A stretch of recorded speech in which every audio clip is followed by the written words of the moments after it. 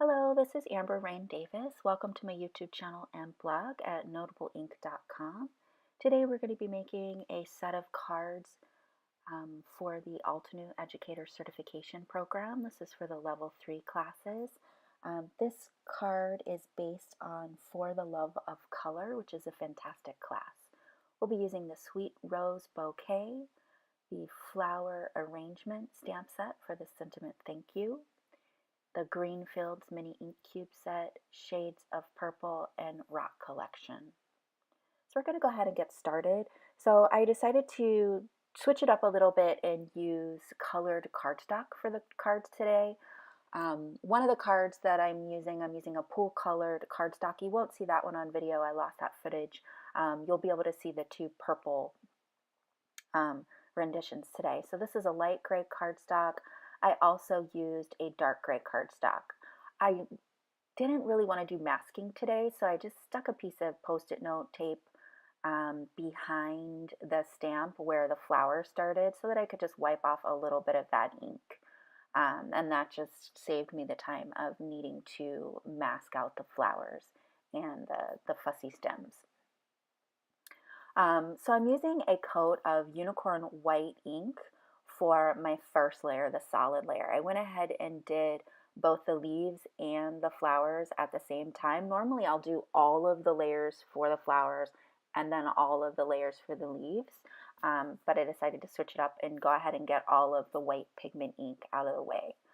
So I went ahead and stamped both of the cardstocks with these, and so again you can just see me wipe off a little bit of that ink where I didn't want it to overlap.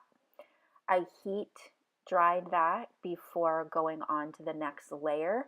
If you don't allow the white ink to dry, then what will happen is your stamps will actually pick up the white ink and you'll get mixing of your color and your ink. I wanted to keep that white base so that the colors would show up more defined. So you just want to heat dry it or allow it to dry naturally in between. So moving on with the rest of the colored layers, this is the Shades of Purple mini ink cube set. When I did the third layer of stamping, I actually accidentally used the darkest shade of purple. So for my darkest layer, I'm going to need to choose a different color. So you'll see that here. I first started with Grapevine from another stamp set, decided that didn't have enough contrast, so then I used the darkest color in the Rock Collection set to add more dimension to these flowers. I thought those turned out really nicely. So moving on to the leaves, and you can see that my leaves weren't completely lined up, but I actually really like the look of that. You can see that it almost creates a drop shadow and highlight appearance. So that is something that you can intentionally do when you do this white stamping on colored cardstock. You can offset them just slightly and get a different look. You get a nice just touch of outline around those. So moving on to the detailed layer, for the lighter cardstock, I'm using Frayed Leaf as the darker color. On the darker cardstock, I needed to use Emerald to get it to show up. So we're moving on to some ink blending. This was really interesting. I know that the inks tend to dry back a little and they're not quite as dark. I don't know why, but I didn't really expect that to happen with the ink blending. So you can see that the ink is fairly dark right now. When you see the finished pictures and even the cards in real life, that ink is not nearly as dark as it is right now. So when I was doing this, I was thinking to myself, oh, maybe this is a little too dark.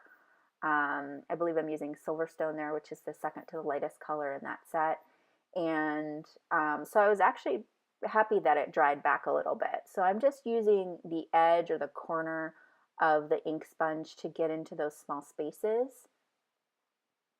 And I'll then blend out that edge with limestone so that it blends out almost like a gradient effect so that it's a little bit lighter on those edges. And I don't go completely to the edge of the cardstock, I just blend that out. It took a little bit of time to do the ink blending, but I liked how it turned out. It kind of gave it a little bit more of a vintage feel. And so just finishing up that ink blending there. I did not do ink blending on the darker cardstock there. Moving on to the sentiment, I'm going to do the same thing. I'm going to stamp it a few times.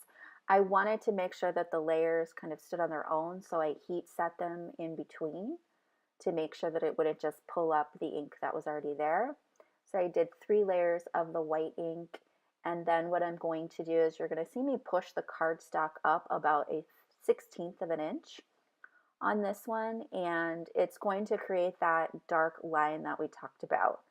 On the teal color card that you're going to see at the end, I actually offset that by about an 1/8 of an inch, and that also added a really nice effect. They weren't really overlapped at all, and it added a double stamped effect, which was really nice. So that's something that you can try as well. I did a couple layers of the green as well to make sure that it was nice and readable. I wanted to add a colored edge on the side of the flowers, so not having purple cardstock that color, I'm just using the ink straight to the paper. Excuse my head there, I wanted to make sure I got it lined up. So I went ahead and lined up that purple strip, leaving a little bit of white on the edge. I'm just going to trim off that tail of the purple cardstock. And then I'm going to pop the panel up with some purple sticky back fun foam. And you can see I have 1.5 inch score tape on the other side.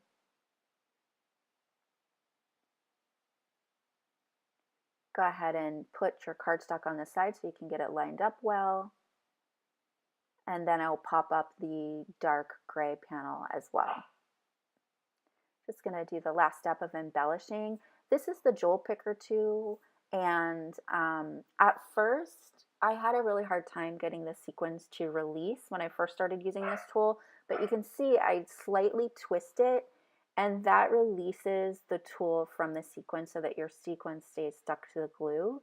I love this tool. It's very inexpensive, and once you learn how to use it, and that's really just twisting it off, it's fantastic. I absolutely love it.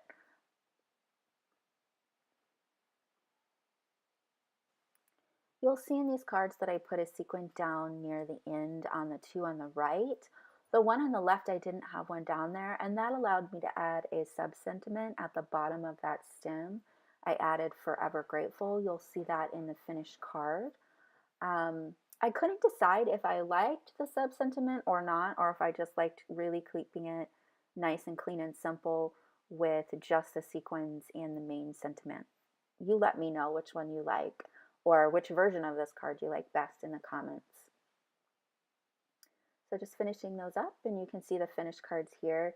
You can see when I took a picture of the dark gray, the sun kind of reflected that white ink, and you can see the offset sentiments, and then here's that 1/8 of inch offset sentiment. And here's all 3 of the cards together. Hope you enjoyed these cards today. If you did, please hit the like button and subscribe both to my YouTube channel and blog at notableink.com. Thank you so much for stopping by, and have a fantastic day.